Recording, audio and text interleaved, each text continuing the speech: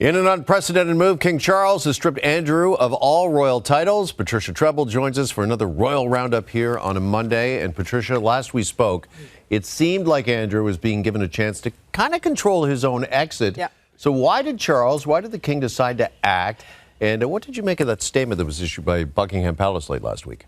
That was scorched earth. That was like, salt the earth, nothing is coming back. That is that sort of statement.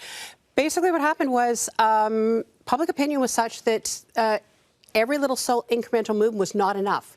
And they needed to do something really drastic. The king consulted legal and constitutional experts, got the approval of the government, and took everything away from Andrew as a way to just completely separate the royal family from him. What does this mean for Andrew? And then what does this also mean for Sarah Ferguson and Andrew and Sarah's daughters? Yep. So he is no longer a prince. He's no longer a duke. He is Mr. Andrew Mountbatten-Windsor.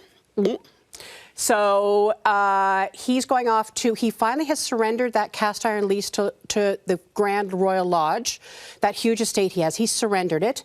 He's going to go move to the private estate, Sandringham, windswept Norfolk, 2 hours north of London, 2 hours north of the media.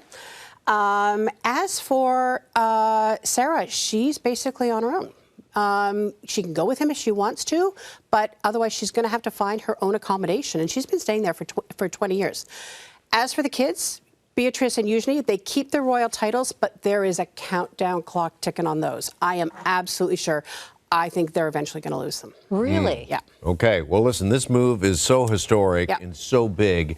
It's got a lot of people asking this question, that if Charles has done this to his brother, what about William when it comes to Harry, and could we see something similar, perhaps? When I saw that statement, that was the first thing I thought about, because Harry's always said, can't take away his prince title. He was born with it. Andrew was born with his prince title, and the king just took it away. So I think what this shows is the king, the monarch, has these powers. I'm going to say a lot of conventional wisdom didn't think he had it, that he's at the very edge of what he can do.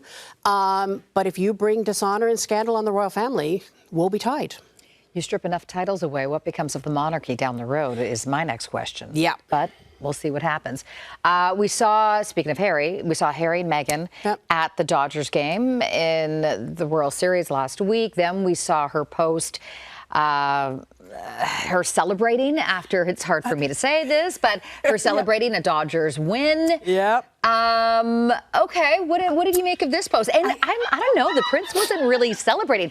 Maybe he was a Toronto fan all along. So the friend who was there posted later that his team lost, but he can't be a Toronto fan because he was wearing the Dodgers hat. I know, I remember that too. There are rules in sports. I don't know, I thought that little celebration was a little odd. You can't actually hear the game in the background. I turned the volume all the way up, and maybe I could hear it.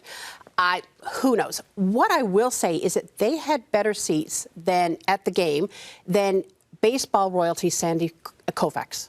And Sandy Koufax is like, he's the Dodgers pitcher extraordinaire. He had worse seats than they did. It seemed a little odd. Yeah, I know that was noted by broadcasters during the coverage, during the games there in L.A. All right, speaking of sports, just finally, we've got to mention big day tomorrow because Becks will be at Windsor Castle. David Beckham is going to get his knighthood. Sir David Beckham, and therefore Lady Beckham, Victoria Beckham, will become Lady Beckham. So it's a big investiture. They hold them regularly at Windsor Castle. Likely going to be the king, because David Beckham is ambassador to the King's Foundation. So you got a sword. Literally, you go up, there is a sword. You get a tap on each shoulder. There you go. And the lovely thing is that the whole family gets to be there. I mean, they've structured it really well. And I think it's just a lovely gesture for David Beckham. He deserves it. He's done so much over the years. Wonderful. All right, we'll have highlights of that when it happens. Patricia, thank you so much. Thank you.